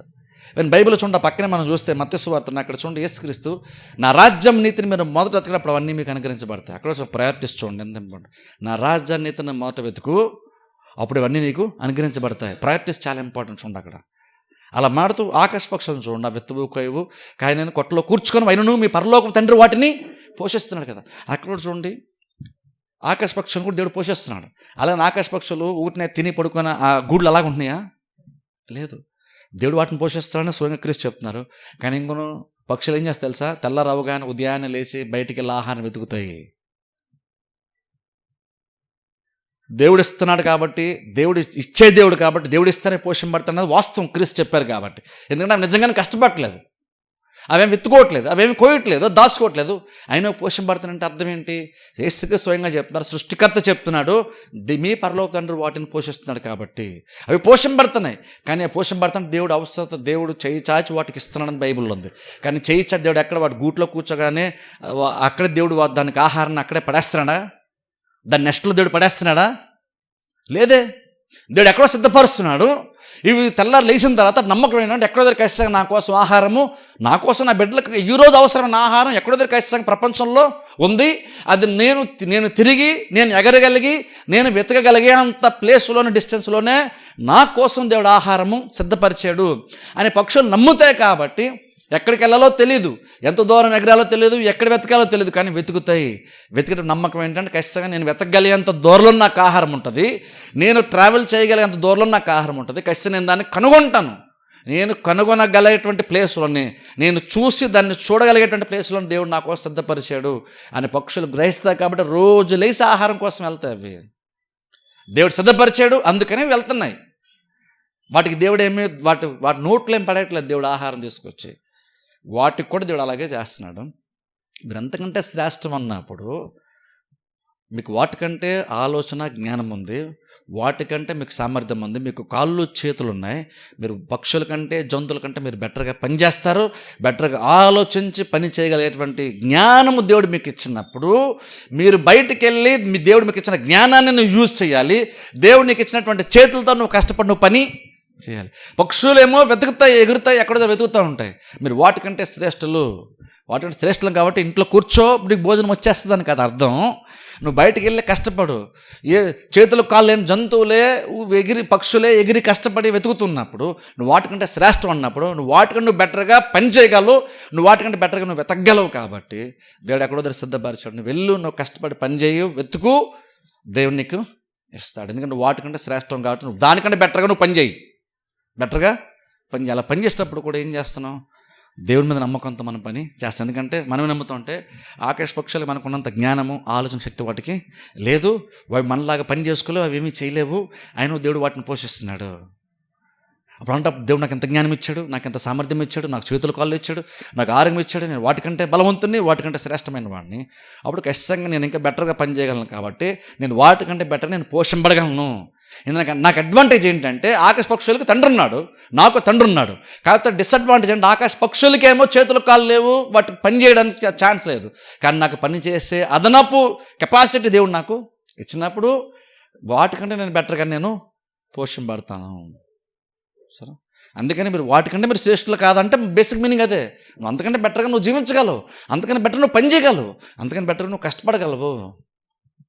ఏమి కష్టపడకుండా అవే అంతలో పోషింపడుతున్నప్పుడు నువ్వు అంతకంటే బెటర్ కష్టపడగలుగుతున్నప్పుడు నువ్వు ఇంకా బెటర్గా పోషింపడతావు కదా క్రీస్తు చెప్తున్నారు. కాబట్టి మనం దేవుణ్ణి అడుగుతున్నామంటే ప్రార్థనకి ఇదేమీ ఆల్టర్నేటివ్ కాదు. నువ్వు పనికి ఏం ఆల్టర్నేటివ్ కాదు. నువ్వు చేతి పని చేయకుండా జస్ట్ మోకరి దేవుని అడిగేద్దాం, దేవుడు ఇచ్చేస్తాడు. ప్రార్థన చేసుకుని చెప్పారు కాబట్టి నేను డ్యూటీకి వెళ్ళను, నేను పని చేయను, కానీ దేవుడు నాకు ఇచ్చేస్తాను, నాకు విశ్వాసం నేను ప్రార్థన చేస్తున్నాను అంటే అది విశ్వాసం యాక్చువల్గా కాదు. ఎందుకంటే విశ్వాసం ఏం చేస్తుందంటే దేవుడు సిద్ధపరిచాడని నమ్ముతావు. నువ్వు ఉదయం లేచి రెడీ అయ్యి నువ్వు డ్యూటీకి వెళ్తావు. ఎందుకంటే దేవుడు అక్కడ నా కోసం పని సిద్ధపరిచాడు, అది చేస్తే నాకు ప్రతిఫలము వస్తుంది. అలాగే దేవుడు నాకు దాని ద్వారా నన్ను పోషిస్తాడు. పక్షుల కంటే మనకి ఎక్కువ జ్ఞానం ఉంది, అందుకని మనకి బెటర్గా ఆలోచిస్తాం, బెటర్గా వెళ్తాం, బెటర్గా పని చేస్తాం. అందుకని నన్ను అవి పోషింపడతాడు. మీరు ఇంకా బెటర్గా మీరు పోషింపడతారు. కాబట్టి ఖచ్చితంగా పోషింపడే విషయంకి వచ్చేసరికి మీకు అసలు డౌటే ఉండకూడదు. బతికే విషయానికి వచ్చేసరికి, మీ కనీస అవసరత విషయానికి వచ్చేసరికి మీకు డౌటే ఉండకూడదు. ఎందుకంటే మీకు పరలోక తండ్రి ఉన్నాడు, ఇచ్చేవాడు ఉన్నాడు, అలాగే నువ్వు కష్టపడగలిగేటువంటి కెపాసిటీ దేవుడు నీకు ఇచ్చాడు, నీకుంది. అప్పుడు పోషింపడే విషయంకి వచ్చేసరికి నీకు అసలు ప్రాబ్లమే ఉండకూడదు. ఎందుకంటే నీ పోషణ గురించి పరలోక తండ్రి కూడా ఆలోచన చేస్తున్నాడు. అప్పుడు అంటే చూడండి, నిజంగా మనము మన అవసరతలు, కనీస అవసరాలు తీర్చబడే విషయానికి వచ్చేసరికి ఎంతగా మనం దేనిపైన ఆధారపడాలి ఆలోచించండి. ఎందుకంటే చూడండి, ఇది చాలా పెద్ద పొర. అందుకే దీని గురించి ఇంత ఎక్స్ప్లెయిన్ చేస్తాను యాక్చువల్గా. ఎందుకంటే కనీస అవసరత మనం ప్రతి వాళ్ళ కోసం ప్రార్థన చేస్తాం. అప్పులు ఉంటే తీర్చబడాలని ప్రార్థన చేస్తాం, ఇంకేమైనా ఫైనాన్షియల్ ప్రాబ్లమ్స్ ఉంటే మనం ప్రార్థన చేస్తాం. కానీ జస్ట్ ప్రార్థన ఒకటేనా? మనకు కొంత జ్ఞానం కూడా ఉండాలి, మనం కొన్ని కార్యాలు కూడా మన ప్రయారిటీస్ కూడా మార్చుకోవాలి. మనం జస్ట్ ఉన్న ప్రార్థన ప్రయారిటీస్ మార్చుకోవాలి. మన ప్రార్థన గురించే కానీ, అవసరత గురించే కానీ, మన చేతి పని గురించినటువంటి విషయంలోనే మనకు సరైన వాక్యానుసారమైన ఆలోచన మనకు చాలా చాలా ఇంపార్టెంట్. దేవుడు పోషిస్తాడు. పోషించేవాడు ఉన్నప్పుడు నాకు లోటు యాక్చువల్గా ఉండకూడదు. నాకు భోజనం విషయానికి వస్తే కృష్ణ ప్రాబ్లం అవ్వకూడదు. కనీస అవసరాల విషయానికి వచ్చేసరికి ఒక విశ్వాస ప్రాబ్లం అవ్వకూడదు. నీ ప్రాక్టీస్ కనుక, నీ ప్రాధాన్యతలు క్రీస్తు చెప్పినట్లు కనుక ఉంటే కనుక, నీ ప్రార్థన జీవితం కనుక క్రీస్తు చెప్పినట్లుగా ఉంటే నువ్వు పోషణ పడ్డా అంటే నీకు పెద్ద ప్రాబ్లం అవ్వకూడదు. ఎందుకంటే పక్షులే పోషణ పడుతున్నప్పుడు క్రీస్తు అంటున్నా, నేను చెప్తాదన్నమాట. అవి పోషణ పడితే కష్టం, నువ్వు ఇంకా బెటర్గా నువ్వు పోషణ పడాలి కదా. భోజనం అంటే పక్షులకి జంతువులకి ప్రాబ్లం కానప్పుడు మనుషులకి ఎందుకు ప్రాబ్లం అవుతుంది? ఎందుకంటే ఎక్కడో మనం ఆత్మీయంగానో లేదంటే జ్ఞానపరంగానో ప్రయత్నాల పరంగానో ఎక్కడో మనం ఖచ్చితంగా ఎక్కడో సరిగ్గా చేయట్లేదు. ఎక్కడో మనం సరి చేసుకునే అవసరం ఖచ్చితంగా ఉంది. అది కరెక్ట్గా కనుక అది మార్చుకుంటే పోషణ పడ్డం అంటే ఒక క్రిస్టియన్కి ప్రాబ్లం అవ్వకూడదు. క్రీస్తు చెప్పిన మాట చెప్తున్నాను నేను. అలా పోషణ పడాలంటే పెద్ద తప్పు చేసావు అది నేను ఎలా అంటలేదు. ఎక్కడో మనం కొన్ని విషయాలు మనం మార్చుకుంటే మన అవసరాలు తీర్చే విషయంకి వచ్చేసరికి అది మనకు ప్రాబ్లంగా ఉండదు. ఎందుకంటే నువ్వు అడిగితే దేవుడు ఇస్తానని కాబట్టి. అప్పుడు ఏం చేయాలి? దేవుడు ఇస్తానప్పుడు మనం దేవుడిని అడగటం నేర్చుకోవాలి. దేవుడిని అడిగాను కాబట్టి దేవుడు నాకు ఇస్తాడు కాబట్టి నేను బయటికి వెళ్ళి తెల్లారి లేస్తే బయటికి వెళ్ళి నేను వెతుకుతాను అని వెతకాలి, మనం కష్టపడాలి. అది ఇంకోటి కూడా చెప్తాను చూడండి ఎక్స్టెన్షన్గా. దేవుడు ఏదైతే ఆల్రెడీ నీకు ఇచ్చాడో దాని వాల్యూ కూడా మనకి తెలియాలంటాను నేను. చాలాసార్లు ప్రాబ్లం ఏంటంటే మనకి దేవుడు ఇస్తాన్నాడు కాబట్టి ఉన్న దానికంటే లేని దాని గురించి ఎక్కువ ఆలోచన మనం చేస్తాం. దేవుడిని ఇప్పుడు అనుదినాహారం మాకు దయచే ప్రభు అన్నప్పుడు బేసిక్ అర్థం ఏంటంటే ఈ రోజుకు అవసరం ప్రభు నాకు ఈరోజు దయచేయి. కానీ మనకు బేసిక్గా మనుషులకు మన మెంటాలిటీ బేసిక్గా ఎలా తెలుసా? అన్యుల్లాగానే మనం కూడా చాలాసార్లు ఆలోచిస్తాం. ఎలా తెలుసా? ఇక్కడ యేసుక్రీస్తేమో ఈ రోజు నాకు అవసరం ఆహారం నాకు దయచే ప్రభు అంటే ఈ రోజు నేను పోషింపబడ్డానికి ఈ రోజు నువ్వు తెల్లలేసిన తర్వాత ఈ రోజు పోషణ నువ్వు దేవుడి మీద ఆధారపడి అంటున్నాడు దేవుడు. ఎప్పటికప్పుడే నువ్వు దినదినము దేవుడి మీద ఆధారపడుతూ బతుకంటున్నాడు. కానీ మనం ఎలా అనుకుంటాం అంటే నాకు ఫస్ట్ తారీఖు రాగానే 30వ తారీఖు వరకు నా ప్రతి అవసరాలు తీర్చబడడానికి ఇంట్లో సరిపోయేంత రైస్ ఉండాలి, సరిపోయేంత కూరలు ఉండాలి, సరిపోయేంత డబ్బులు ఇంట్లో ఉండాలి. అలా ఉంటే రేపు ధైర్యంగా ఫేస్ చేస్తూ ఉంటాం. అలా ఉంటే నేను ఈరోజు మనశ్శాంతిగా ఉంటానంటాం. అలా ఉంటే ఈరోజు నేను ధైర్యంగా ఉంటానంటాం మనం. కానీ అంటే దేవుని యొక్క ప్రాక్టీస్ అయితే అలాగే యాక్చువల్గా కాదు. మీకు విషయం చెప్పను, జస్ట్ అసలు ఆలోచించండి. బాగా డబ్బు సంపాదించాడు, బ్యాంక్ బ్యాలెన్స్ ఎప్పుడు ఎంతో కొంత మెయింటైన్ అవుతున్న వ్యక్తికి ఆయన పెద్దగా ఏ ప్రాబ్లం లేదు, ఆయన లైఫ్ బెటరా? లేదని కూడా ఒకసారి ఆలోచించండి. ఒక వ్యక్తి బ్యాంకులో 0 బ్యాలెన్స్, కానీ ఎప్పటికప్పుడు దేవుడు రోజు పోషిస్తున్నాడు. రేపటికి ఏంటి అవసరం, రేపటికి ఏంటి అనేటువంటిది ఈ రాత్రి ఆయన దగ్గర లేదు, కానీ తెల్లారి మధ్యాహ్నం అయ్యేసరికి ఆయన దగ్గర రెడీ అయిపోద్ది ఆహారం. దేవుడు ఏదో రకంగా దేవుడు ఇస్తున్నాడు. అప్పుడు చెప్పండి, ఎవరి లైఫ్ సెక్యూర్గా ఉంది? చెప్పండి, ఎవరి లైఫ్ బెటర్గా ఉంటుంది? మనం మామూలుగా అయితే అంటాము వాళ్ళ లైఫ్ బెటర్, ఎందుకంటే వాళ్ళకి ఆల్రెడీ రెడీగా నెక్స్ట్ మంత్ కూడా అవసరమైంది. నెక్స్ట్ మంత్ జీతం రాకపోయినా రెడీగా వాళ్ళకు ఉంది కాబట్టి వాళ్ళకి సెక్యూర్గా ఉన్నారు. వాళ్ళకి డోకాన్ లేదు, ఆర్థికమైన భద్రత వాళ్ళకు ఉందంటాం మనం. కానీ చెప్తాను చూడండి, నీ దగ్గర ఏమీ లేదు కానీ పరలో పోషించే రోజుని అవసరాలు తీర్చే పరలో తండ్రి నీ దగ్గర ఉన్నాడు. ఏది బెటర్ చెప్పండి? నిజంగా చెప్పండి. నిజంగా చెప్పాలంటే నువ్వు ఆత్మీయ జ్ఞానం ఉంటే కనుక దేవుడే బెటర్. ఎందుకంటే రోజు పోషించే కెపాసిటీ ఉన్నాడు, ఆయన నీ దగ్గర ఉన్నాడు. నీ 30,000, 40,000, 50,000 నీ బ్యాంక్ అకౌంట్లో బ్యాలెన్స్ లేకపోవచ్చు మెయింటైన్ చేయడానికి, కానీ అంతకంటే ఇది శ్రేష్టం తెలుసా? ఎందుకంటే ఆ డబ్బు సడన్గా రేపు ఏదో అయిపోవచ్చు, ఒకసారి లాస్ అయిపోవచ్చు, ఇంకేదైనా జరగచ్చు. బైబిల్ యేసుకు చెప్పిన మాట బట్టి అవన్నీ పురుగులు తినేయచ్చు, ఇంకేదైనా జరగచ్చు. అది అందులో సెక్యూరిటీ లేదు. డబ్బులు ఎక్కువ ఉంటే అందులో సెక్యూరిటీ ఉందనుకోకండి, డబ్బులు ఎక్కువ ఉంటే అందులో సెక్యూరిటీ లేదు.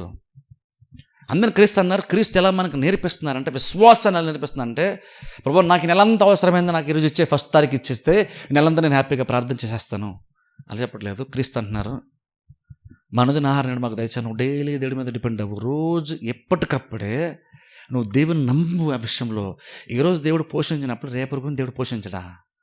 జస్ట్ ఒకసారి ఆలోచించిన కొన్నిసార్లు ఈ రోజు కొంత రేపటి లేదని మనం చింతపడుతుంటాం. నేను అంటాను, మనం చింతపడాల్సిన అవసరం యాక్చువల్గా లేదు. ఎందుకంటే ఇన్ని సంవత్సరాలు దేవుడు పోషించాడు. ఇప్పుడు ఇన్ని సంవత్సరాలు పోషించాడు, ఇన్ని సంవత్సరాలు బ్యాంకులో బాగా మూలిపోయింది డబ్బు, ఇన్ని సంవత్సరాలు దశాబ్దాల పాటు నువ్వు పోషింపడ్డావు అంటే ఇప్పటి వరకు అవసరం ప్రతిదీ కూడా ఆల్రెడీ ముందుగానే నీ అకౌంట్లో రెడీగా ఉంది కాబట్టి ఇన్ని సంవత్సరాలు పోషింపడ్డావా? కాదు కదా. ఎప్పటికప్పుడే దేవుడు ఇచ్చాడు, నువ్వు పోషింపడ్డావు. అప్పుడు ఇన్ని సంవత్సరాలు దేవుడు పోషించే ఎప్పటికప్పుడే పోషించినప్పుడు రేపు అనేటువంటి ఒక్కరోజు కోసం ఎందుకు ఈరోజు ఆలోచించి చింతపడతావు? రేపైనా ఒక్కరోజు ఇన్ని సంవత్సరాలు దేవుడు నమ్మకంగా పోషించినప్పుడు నువ్వు ఒక్కరోజు కూడా ఒక్కరి పస్తులు లేకుండా నువ్వు పోషించబడినప్పుడు, లేదా బ్యాలెన్స్ అకౌంట్ లేకపోవచ్చు, నువ్వు డబ్బులు లేకపోతే నీ పర్సులో ఏమి లేకపోవచ్చు, కానీ నీకు ఆహారం టైంకి వచ్చినట్టు భోజనం కొద్దుపోయిందా నీకు ఇప్పటివరకు పుట్టిన దగ్గర నుంచి అవ్వన్నప్పుడు రేపు నాకు ఆహారం భోజనంకి ఏమీ లేదన్న ఆలోచన నీకు ఎందుకు వస్తుంది. నువ్వు దేని మీద రేపటి గురించి దేని మీద ఎందుకు డిపెండ్ అవ్వు. నేను రేపు మార్నింగ్ పక్షుల్లాగా నేను కూడా రేపు మార్నింగ్ లేసాక దేవుడు ఏదో రకంగా నాకు ఇస్తాడు. ఎందుకు నేను పక్షులు అంటే శ్రేష్టమైన వాడిని, నాకు దేవుడు ఉన్నాడు, పరలోకముడు ఉన్నాడు, ఆయన నా పోషకుడు, ఆయన ప్రతిదీ చూసుకుంటాడు, ఆయన యెహోవా ఈరే దేవుడు, పైగా నేను కూడా పని కూడా నేను చేయగలను, కాబట్టి ఖచ్చితంగా నేను పోషింపబడతాను కదా. అప్పుడు ఎలా ఉండాలి మనకి, అవసరం తెలివి ఎలా ఉండాలి మనకి, రేపటి గురించి రేపు చూసుకుందాం, ఈరోజు దేవుడు మనకి ఇచ్చేసాడు.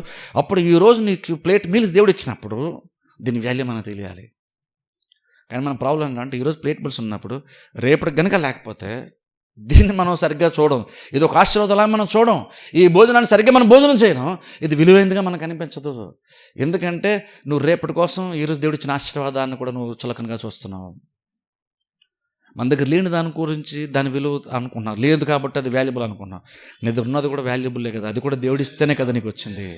అప్పుడు నేను అంటాను, ఈరోజు నీకు దేవుడు ఇచ్చిన దానికి విలువ నీకు తెలియకపోతే రేపు దేవుడు ఇచ్చినప్పుడు దాని విలువ నీకు ఎలా తెలుస్తుంది. ఈరోజు దేవుడు ఇచ్చాడు, రేపు కూడా దేవుడు ఇస్తాడన్నప్పుడు ఈరోజు నీకు నీ ముందున్నటువంటి అది అల్పంగా నీకు అనిపించవచ్చు, కానీ ఇంకొన్నది దేవుడు ఇస్తే వచ్చింది దేవుని వలన కలిగింది అన్నప్పుడు నీకు దీని విలువ తెలియకపోతే, ఈ కొంచెం ఎక్కువ విలువ తెలియకపోతే రేపు దేవుడు ఎక్కువ ఇచ్చిన దాని విలువ మాత్రం నీకు ఎలా తెలుస్తుంది. ఈరోజు నీకు ఎందుకు తృప్తి లేకపోతే రేపు ఇంకా దేవుడు ఎక్కువ ఇచ్చిన అందరి మందికి తృప్తి ఎలా వస్తుంది. తృప్తి ఖచ్చితంగా రాదు.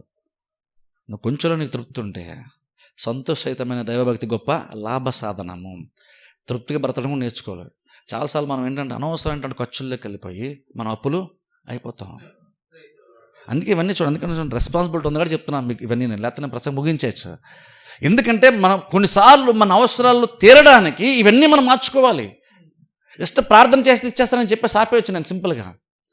కానీ నువ్వు ప్రార్థన ఒకటే కాదు, నువ్వు ఇలాంటి విషయాలు జాగ్రత్త ఉండాలి. నీకు ఈరోజు దేవుడు ఇచ్చిందని వాల్యూ నీకు తెలియాలి కదా. ఫస్ట్ ఆఫ్ ఆల్ అది తెలుసుకోవాలి.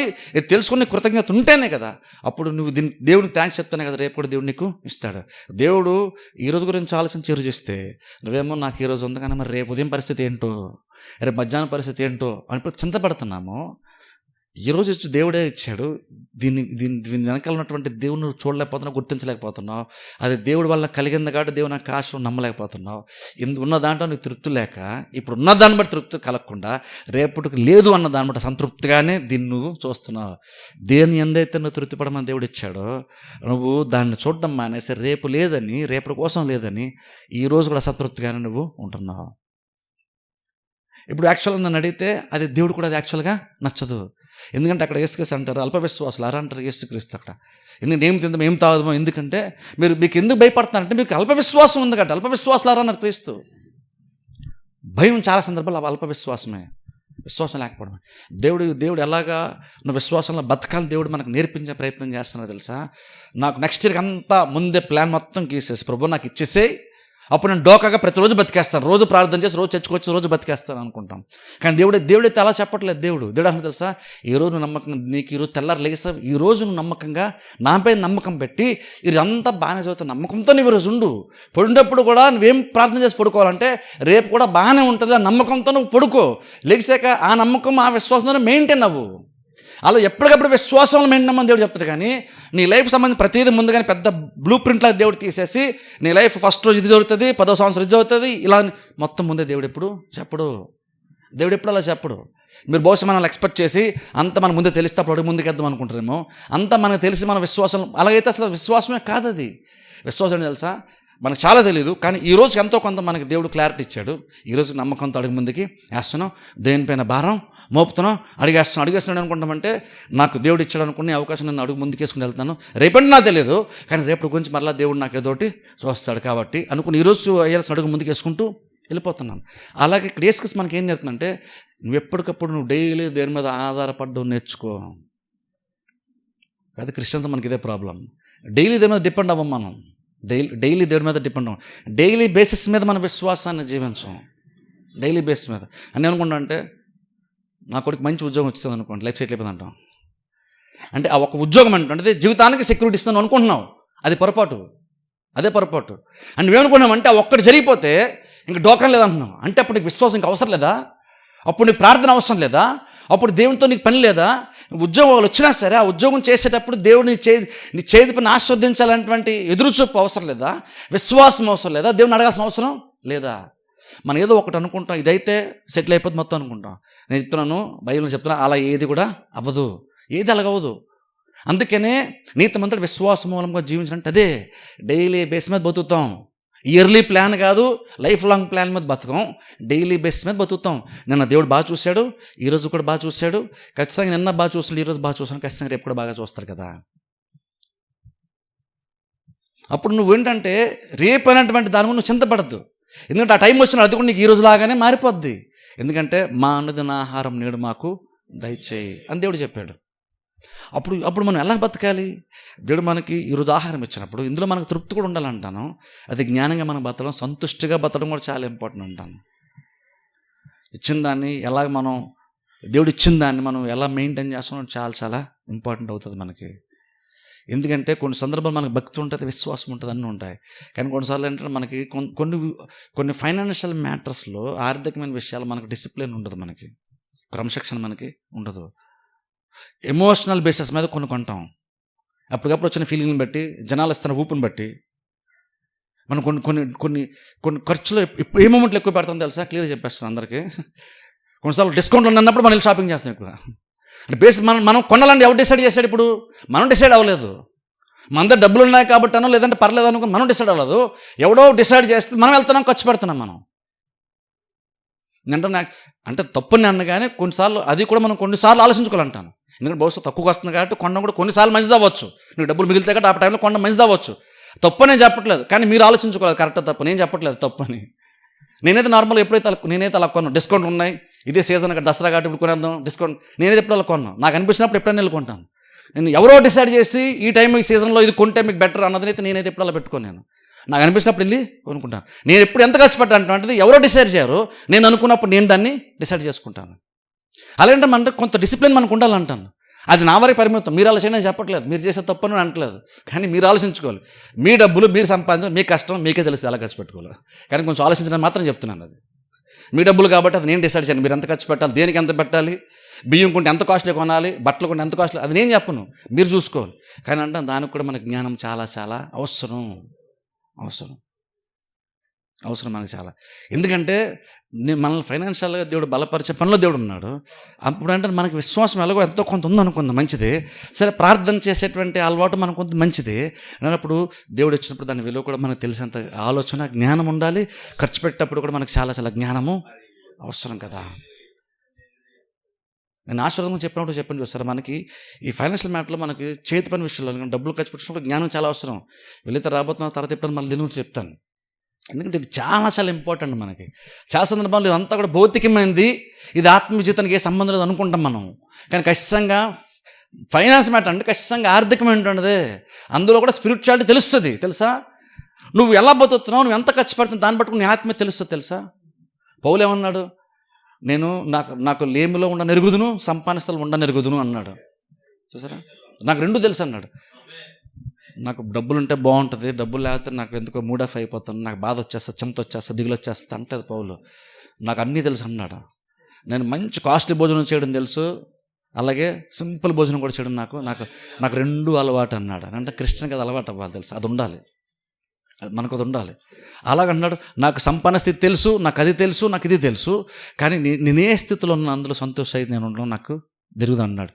పౌలు ఏంటంటే ఈ రోజుకి నాకు ఎంత ఉందో దానిలో నేను సాటిస్ఫాక్షన్ బతుకుతాను అంటున్నాడు. విశ్వాసంగా మనం అలా ఉండడం నేర్చుకోవాలి, ఏ రోజుకి ఆ రోజు.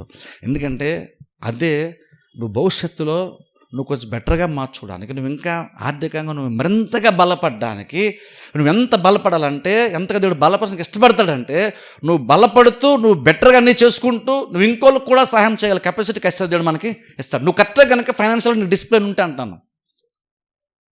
కానీ ప్రాబ్లం మనం ఏంటంటే ఫైనాన్షియల్ మ్యాటర్లో మనం ఏంటంటే మన అవసరాలు తీరితే చాలు అనుకుంటున్నాం. మనం అంటే దేవుడు అంతకన్నా ఎక్కువ ఆలోచిస్తున్నాడు తెలుసా. మనం ఎంతసేపు ఏంటంటే నా అవసరాలు తీరితే చాలు అనుకుంటున్నాం, నా అవసరాలు తీర్చబడితే చాలు, అదే గొప్ప కార్యం, అదే దేవుడు చేస్తుందని అనుకుంటున్నాను. అంటే అంతకన్నా కొంచెం బెటర్గా ఎందుకు ఆలోచించకూడదు. నువ్వు ఎలా ప్రార్థించాను, ప్రభు నాకు ఎంత నువ్వు ఫైనాన్షియల్ ఇవ్వాలంటే నేను ఇంకోళ్ళకి ఇచ్చేంత కెపాసిటీ నాకు, అలా ప్రార్థన చేయడం. మీ పిల్లలకి అలా చెప్పడం నేర్చుకోండి. నువ్వు బాగా ఉద్యోగం చేయాలి, బాగా సంపాదించుకో, నువ్వు మంచి స్థితిలో ఉండాలి, అది కాదు, అలా చెప్పొద్దు. నువ్వు మంచి స్థితిలో ఉండాలి, కష్టపడి చదువుకో, మంచి జాబ్ చేయాలి, నువ్వు ఇంకొకరు సపోర్ట్ చేసేలాగా ఉండాలి, అది చెప్పండి. మన గురి అది అవ్వాలి. అదైనప్పుడు అక్కడేదో పర్యటన ఏదో నువ్వు బాగా బతకాలి, నువ్వు గొప్పగా ఉండాలని కాదు, కానీ నువ్వు ఇంకోళ్ళు హెల్ప్ చేసేలా ఉండాలి, నువ్వు పిల్లలు నేర్పిస్తున్నావు, అప్పుడు గ్యారంటీగా దేవుడు నీకు సపోర్ట్ ఖచ్చితంగా చేస్తాడు. ఎందుకంటే నిన్ను పైకి తీసుకొస్తే నువ్వు ఒకరిద్దరు నువ్వు పైకి తీసుకొస్తావు కాబట్టి, నువ్వు ఒక్కని పైకి తెస్తే నువ్వు ఇద్దరిని తెస్తావు కాబట్టి నువ్వు ఒక్కని పైకి ఖచ్చితంగా దేవుడు తీసుకొస్తాడు. అలా మనం ఆలోచించాలి. ఫైనాన్షియల్ మ్యాటర్లో అలా ఉండాలి. ఎంతసేపు మన అవసరాలు తీర్చబడాలి. నేను మంచిగా బట్టలు కొనుక్కో, నేను మంచిగా ఉండాలని కాదు. ప్రభు నువ్వు ఇందులోంచి బయట తీసుకునిరా, తీసుకొచ్చి నన్ను ఇంకా బెటర్గా ఉంచు. ఎంత బెటర్గా నన్ను ఉంచాలంటే నేను ఇంకోళ్ళు చేసేంతలాగా నాకు నచ్చింది. అయితే అందులో మళ్ళీ ఇంకో విషయం ఉంది. అప్పుడు దేవుడు అంటే ఉన్న దాంట్లో నువ్వు ఎంత చేస్తున్నావు అంటాడు దేవుడు. అప్పుడు ఇస్తే అప్పుడు ఇస్తానంటున్నావు, ఉన్నది కూడా నేను ఇచ్చినది, అందులో నువ్వెంత ఇలా ఆలోచిస్తున్నావు. అది కూడా చాలా ఇంపార్టెంట్. నాకు 1000 ఎక్స్ట్రా వస్తే ఇస్తానంటున్నావు, కానీ ఆల్రెడీ దేవుడు ఇచ్చిన 1000 నువ్వు ఎలా ఖర్చు పెట్టావు, అది కూడా దేవునికి ఇంపార్టెంట్. దీన్ని బట్టి దేవుడు ఎలా ఇవ్వాలని డిసైడ్ కూడా దేవుడు చేస్తాడు. కానీ చెప్తాను చూడండి, దేవుడు ఈ విషయంలో ఈ ఆహారము కనీస అవసరతలో దేవుడు ఖచ్చితంగా మన గురించి చాలా లోతుగా ఆలోచన చేస్తున్నాడు. నేను అంటాను, దేవుడు మన గురించి అంత ఆలోచిస్తూ కష్టపడుతున్నప్పుడు మనం కూడా దేవుని యొక్క ఆలోచన తగ్గట్టుగా మనం కూడా ఆయనకు అనుకూలంగా, ఆయన మైండ్ సెట్కి అనుకూలంగా మనం వెళ్ళగలిగితే ఒక క్రిస్టియన్గా మన అవసరాలు ఎప్పటికప్పుడే నిజంగా లేమి లేకుండా, కనీస అవసరతలు తీర్చబడలేదని సఫర్ అవ్వకుండా నువ్వు కానీ, నీ బిడ్డలు కానీ, కుటుంబం కానీ ఖచ్చితంగా దేవుడు మనల్ని పోషిస్తాడు. అందుకనే ఆ లిస్టులో నీ అనుదిన ఆహారం అని దేవుడు పెట్టాడు. మాకు దయచేయి, నెలంతా అవసరం దయచే ప్రభు, నీ క్రీస్తు నేర్పలేదు, ఈరోజు అవసరం ప్రభు నాకు ఈరోజు దయచేయి అన్నాడు. అప్పుడు ఈరోజు నీకు నిజంగా నీకు దేవుడు ఈరోజు ఇచ్చాడంటే దాని అర్థం ఏంటంటే రేపు ఖచ్చితంగా దేవుడు ప్రార్థన చేస్తే దేవుడు ఇస్తాడు కదా. ఇచ్చే దేవుడు, మనల్ని పోషించేటువంటి దేవుడు, యెహోవా మనకి కాపరు కదా. అప్పుడు మనం అలాగ ఆలోచించాలి. అలా మనం నిజంగా ఆత్మీయంగా విశ్వాసం వచ్చి భౌతికంగా జ్ఞానాన్ని బట్టి దేవుడు మనకి ఇచ్చిన సామర్థ్యాన్ని బట్టి ఏమేమి చేయాలి అవన్నీ కనుక మనం చేయగలిగితే దేవుడు ఖచ్చితంగా నీ లోటుపాట్లు దేవుడు తీరుస్తాడు. నీకు తృప్తికరమైనటువంటి స్థితిని ఖచ్చితంగా దేవుడు మనకి ఇస్తాడు. దేవుడు ఎప్పుడు లోటులో ఉంచాడు తెలుసా? ఎందుకంటే ఒక తండ్రి చూడండి, తండ్రి ఎప్పుడు మంచి తండ్రి అవుతాడు. వాళ్ళ పిల్ల అడిగింది, వాళ్ళ పిల్లలకున్న కనీస అవసరాలు తీర్చకపోతే తండ్రి మంచుడు అవుతాడా? అవ్వడు కదా. అప్పుడు మన పరలోకపు తండ్రి అందరికంటే శ్రేష్టమైన అయినప్పుడు నీ కనీస అవసరాలు తీర్చకుండా ఎందుకు ఉంటాడు? ఎందుకంటే ఆయన స్వభావం అది కాదు కదా, ఆయన నేచర్ అది కానప్పుడు నీ అవసరాలు ఖచ్చితంగా దేవుడు తీరుస్తాడు. అప్పుడు అంటే మనం దీనికోసం మనం ఫైట్ చేయడం, యుద్ధం చేయడం కంటే, ఇంట్లో గొడవలు ఆడుకోవడం కంటే, మనం దేవుని అడగటం, దేవుని మీద డిపెండ్ అవ్వడం, దేవుడు ఇచ్చినటువంటిది కొద్దిగా అయినా సరే ఆ కొంచెం దాన్ని మన చేతుల్లో తీసుకొని ఆకాశ కొనలు ఎత్తి దేని వైపు చూసి దేవుని మనం అడ్డం నేర్చుకోవాలి కదా. ఎలాగైతే యేసుక్రీస్తు 5 రొట్టెలు 2 చేపలు తీసుకొని ప్రార్థన చేశారా, అలాగే జీతం వచ్చినప్పుడు కూడా నువ్వు అలాగా ప్రార్థన చేసుకోవాలి కదా. అసలు దశమ ఇచ్చినప్పుడు పర్పస్ కూడా అదే, గుర్తుపెట్టుకోండి. దశమ ఇచ్చినప్పుడు చేసే ప్రార్థన అందుకే చాలా ఇంపార్టెంట్. అది ఊరిని తెచ్చేసామో అనేది చేసామో అని వెళ్ళిపోయామన్నది కాదు. ఆ ప్రార్థన చాలా ఇంపార్టెంట్ అవుతుంది. ఆ ప్రార్థన దేంతో సమానం అవుతుంది తెలుసా? యేసుక్రీస్తు చేతుల్లోకి 5 రొట్టెలు 2 చేపలు ఇచ్చినప్పుడు వాళ్ళు చెప్తున్న మాట, నన్ను ఆకాశం కనులెత్తి ఆయన ప్రార్థన చేశారు. ప్రార్థన చేసిన తర్వాత డిస్ట్రిబ్యూట్ చేస్తుంటే సరిపోయింది, అందరూ తృప్తిగా తిన్నారు, మిగిలిపోయింది. ఎలా జరిగింది ఎవరికి తెలియదు, కానీ జరిగింది. కానీ స్టార్టింగ్గా చూస్తే ఆ వచ్చిన జీతంతో నెలంతా ఎలా బతుకుతాం? ఖచ్చితంగా బతలేం. బహుశా వచ్చింది నిజంగా తక్కువ అయితే కనుక ఖచ్చితంగా బతలేం. అప్పుడు నువ్వేం చేయాలి? ఆ కొంచెం తీసుకొని నువ్వు చర్చకు దశమ ఇచ్చినప్పుడైనా నువ్వు దేని వైపు చూడడం నేర్చుకో. నువ్వు ఇంటి దగ్గర ప్రార్థన చేసినప్పుడు వచ్చిన జీతం తీసుకున్నప్పుడు అది నువ్వు ఒక రకంగా ప్రార్థన చేసి ఆ దేవుని చేతుల్లో పెట్టేసి, దేవుడి ఇచ్చిన దానికి నువ్వు థ్యాంక్స్ చెప్పి నీ చేతుల్లో పెడతాను ప్రభువా అంటే దేవుడు దాన్ని కూడా ఆస్వాదిస్తాడు కదా. అనవసరమైనటువంటి దుబారా ఖర్చులు లేకుండా, నువ్వు ఎటువంటి నష్టం పోకుండా, అంటే సడన్గా మెడికల్గా ఇంకేదో డబ్బులు అవసరం, నువ్వు బియ్యం కొనుక్కోసం డబ్బులు హాస్పిటల్ పెట్టడం, ఇలాంటివి అనవసరమైనటువంటివి ఖర్చులు లేకుండా దేవుడు జాగ్రత్తగా మన ఆర్థిక స్థితిని దేవుడు భద్రపరుస్తాడు కదా మనం ప్రార్థన చేస్తే. అందుకే మనం ఈ విషయంలో చూడండి, ఫైనాన్షియల్ మ్యాటర్లో దేవుని మీద డిపెండ్ అవ్వడం చాలా చాలా ఇంపార్టెంట్. అనుదిన అవసరాల్లో దేవుని మీద డిపెండ్ అవ్వడం చాలా చాలా ఇంపార్టెంట్ అంటాను నేను. ఎందుకంటే చాలా సందర్భంలో చాలామంది విశ్వాసం పాడు చేసేస్తుంది. ఫైనాన్షియల్ మ్యాటర్ అన్నది, లోటు అన్నది పాడు చేసేస్తుంది. ఆర్థికంగా బాగా డబ్బు సంపాదించాక అది కూడా పాడు చేస్తుంది. డబ్బు ఉన్నవాడే పాడైపోతాడు, డబ్బు లేనివాడు కూడా పాడైపోతాడు. ఎందుకంటే ఈ విషయంలో మనకు కొంత డిసిప్లిన్ అవసరం.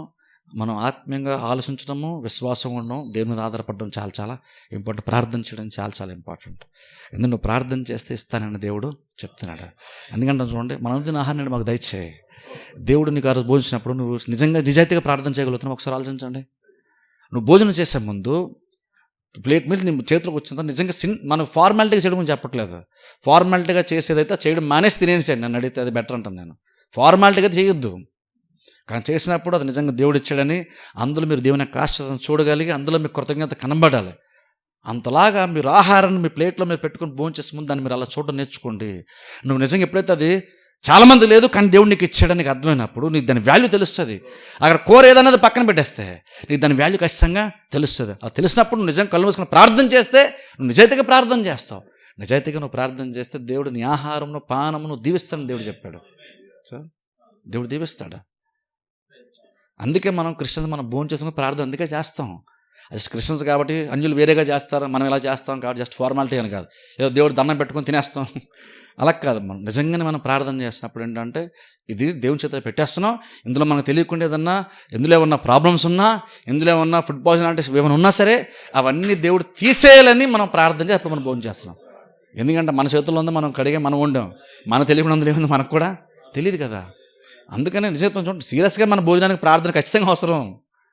మన భోజనం మనకి హెల్తీగా మారాలంటే, మన భోజనం మనకి బలం ఇవ్వాలంటే, మన భోజనం మనకు ఆరోగ్యం ఖచ్చితంగా ప్రార్థన ద్వారానే జరుగుతుంది. అది నువ్వు హైజీనిక్గా ఉండేసావు, నువ్వు నీట్గా అన్నీ చేసావు కాబట్టి అది బాగుంటుంది అనుకోవద్దు. నువ్వు ఎంత చేసి నీకు తెలియకుండా ఇంకేదో ఉంటుంది. దాని నుండి ఈ భోజనం పవిత్రపరచబడాలంటే నువ్వు ఖచ్చితంగా ప్రార్థన చాలా చాలా మనకి ఇంపార్టెంట్. అలా ప్రార్థన చేసినప్పుడు దేవుడు నీకు ఆ కొంచెమే భోజనం అవ్వచ్చు, కానీ అది నీకు చాలా తృప్తికరంగా దేవుడు దాన్ని మారుస్తాడు. నువ్వు తిన్నప్పుడు నాకు ఇంకో కడుపు కొంచెం ఖాళీగా ఉంది, సరిపోలేదు, కానీ రెండోసారి వేస్తున్నా ఇంట్లో కూడా రైస్ లేదు అన్న స్థితి ఉండదు. నువ్వు ప్రార్థన చేసి నువ్వు ఎలాగైతే 5,000 మంది దేవుడు పోషించినప్పుడు 5 రొట్టెలు 2 చేపలతో స్టార్ట్ చేస్తే మిగిలిందో, నువ్వు అలా ప్రార్థన చేసి నువ్వు మొదటి నోట్లో పెట్టుకో, నువ్వు తింటున్నప్పుడు దేవుడు పని చేస్తాడు. ఖచ్చితంగా దేవుడు పని చేస్తే ఆ కొంచెం నీకు తృప్తి వచ్చేస్తుంది. దేవుడు అలాగా మన లైఫ్లో యాక్టివ్గా దేవుడు పనిచేయడానికి ఇష్టపడుతున్నాడు. ఆ దేవుడు యాక్టివ్గా పనిచేయడానికి ఇష్టపడుతున్నాడు. అలా మనం ఉండాలంటాను. ఇది మనం నేర్చుకుందాం. ఎందుకంటే దేవుడు మన ఆహారం కూడా చాలా ఇంపార్టెన్స్ దేవుడు మనకి ఇచ్చాడు. అంటాను, అనుదిన ఆహారం నేను మనకు దయచి అన్నప్పుడు, మన చేతుల ఆహారం ఉన్నప్పుడు దాని వాల్యూ మనకు నిజంగా తెలుస్తుందా? దాని వాల్యూ మనకు తెలుస్తుందా? ఎందుకంటే చూడండి, దేవుడు ఇచ్చిన దాంట్లో నమ్మకం ఉండడం చాలా చాలా ఇంపార్టెంట్. అందులో కృతజ్ఞత ఉండడం చాలా ఇంపార్టెంట్. అందుకే నేను ప్రయారిటీస్ అందుకే ఇంపార్టెంట్ అన్నా. నువ్వు అంతా ఎందుకు ప్రభు నాకు ఆరోగ్యం ప్రభు అంటున్నావు. సరే దేవుడు ఆహారం నువ్వు అడిగే దేవుడు ఇస్తాడు, కానీ దేవుడు చివరికి నీకు ఆహారం ఇచ్చిన పోషణ తర్వాత పోషణ ఎందుకు అవసరం మనకు? బేసిక్గా బలం కోసం, అవునా? సరే ఇప్పుడు నిజంగా చూడప్పుడు నీ ఆ బలంతో నువ్వేం చేస్తావు అది కూడా ఇంపార్టెంటే. అందుకని చూడండి, ఇవన్నీ మనం కరెక్ట్గా ప్రయారిటీస్ మార్చుకుంటే ఖచ్చితంగా మన ప్రతి అవసరం దేవుడు దేశానికి ఇష్టపడుతున్నాడు. అందుకనే క్రీస్తు ప్రార్థనలో ఆయన నామం గురించి, ఆయన చిత్తము, ఆయన రాజ్యం గురించి మాట్లాడి కానీ వెంటనే అన్నారు, మానవుని ఆహారం మాకు దయచే ప్రభువా. నిజంగా చూడండి, ఆ ఆకాశ పక్షులు దేవుని వైపు చూసినట్టుగా, పిల్ల కాకులు తల్లి వైపు చూసినట్లుగా దేవుడు అన్నాడు, మీ పోషణ విషయంలో మీరు నా వైపు చూస్తే నేను మిమ్మల్ని పోషిస్తాను కదా అంటున్నాడు దేవుడు. కానీ నేను అనుకుంటే కొన్నిసార్లు దేవుడు ఎలా అనుకుంటాడంటే, ఆకాశ పక్షులు నా వైపు చూస్తున్నాయి, అందుకే నా వైపు పోషణ పడుతున్నాయి, వాటికి ఆహారం దొరకలేదని కానీ, లేదా వాడు కడుపు నిండలేదని కానీ, ఆకలి భోజనం దొరకలేదు కాబట్టి చచ్చిపోతానని కానీ, ఇలాంటి ఆలోచనలు ఆకాశ పక్షులు జంతువులకు రావు. ఎందుకంటే అవన్నీ దేవుని వైపు చూస్తాయి. కానీ మనుషులంగా మనమే చింతపడుతూ కూర్చుంటాం. నేను ఇంతకుముందు చెప్పింది చూసారా, ఆకాశ పక్షులే కానీ జంతువులే కానీ మనకంటే చాలా అల్పమైనటువంటివి, వాల్యూలో కానీ, సామర్థ్యంలో కానీ, జ్ఞానంలో కానీ. కానీ ఎక్కడ కూడా జంతువులు కూర్చొని చింతపడుస్తా ఏడుస్తా కూర్చోవు అవి. కానీ మనుషులకు మనమే చింతపడతా బాధపడతా ఏడుస్తా కూర్చుంటాం. కానీ వాటికంటే మనకి ఎక్కువ సామర్థ్యం ఉంది.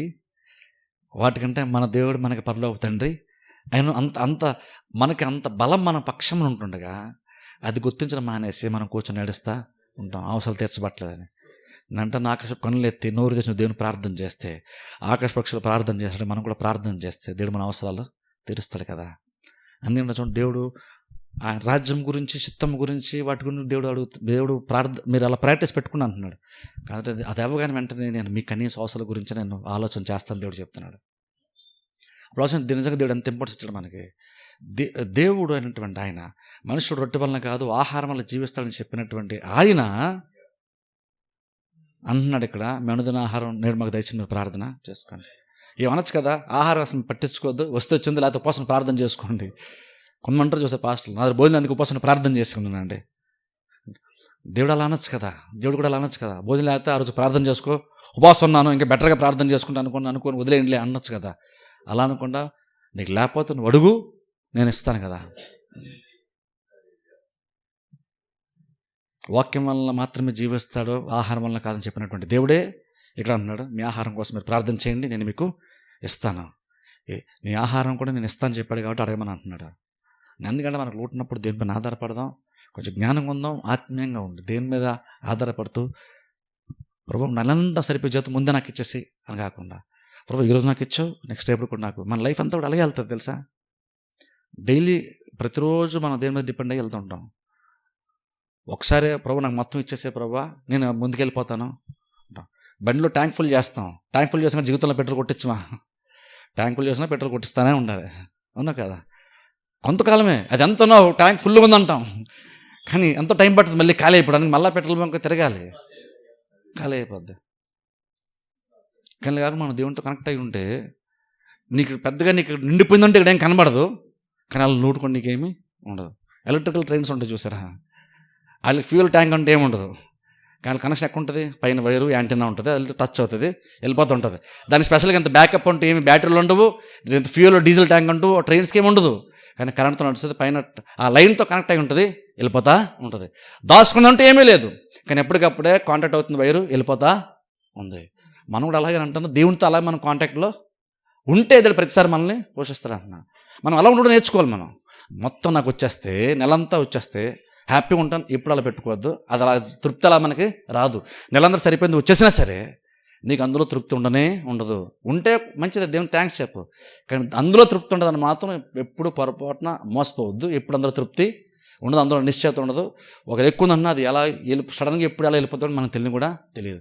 అందుకనే ఉన్నా లేకపోయినా సరే అల్టిమేట్గా దేని మీద డిపెండ్ అవ్వడం మనకు చాలా చాలా ఇంపార్టెంట్. ఆధారపడితే దేవుడు మనం పోషిస్తానే చెప్తున్నాడు. అనుదిన ఆహారం నేడు మాకు దయచేయి, నువ్వు ప్రార్థన చేయి, నేను చూసుకుంటాను అంటున్నాడు. అందుకే కనీస అవసరాలు పోషణ వచ్చేసరికి చింతపడద్దు, దేనిపైన ఆధారపడండి, ఖచ్చితంగా దేవుడు మనల్ని పోషిస్తాడు. ప్రార్థన చేసే సందర్భాలు వంచుకెళ్ళి మూసుకోండి.